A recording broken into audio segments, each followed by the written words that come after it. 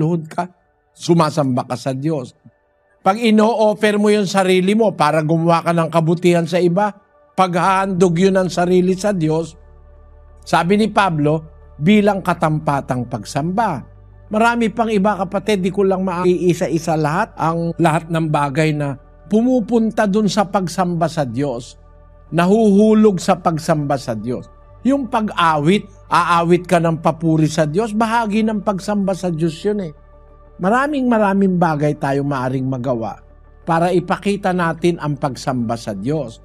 Gaya nung ginawa ni Ana. Si Ana, isang byuda, panahong nandito pa si Kristo sa lupa. Alam mo ang ginawa niya? Nung mabiyuda siya, mahigit 80 taon nandun siya sa templo, hindi na siya umaalis doon. Nananalangin siya at nag-aayuno siya, sumasamba siya sa Diyos. Kaya yung panalangin at pag-aayuno,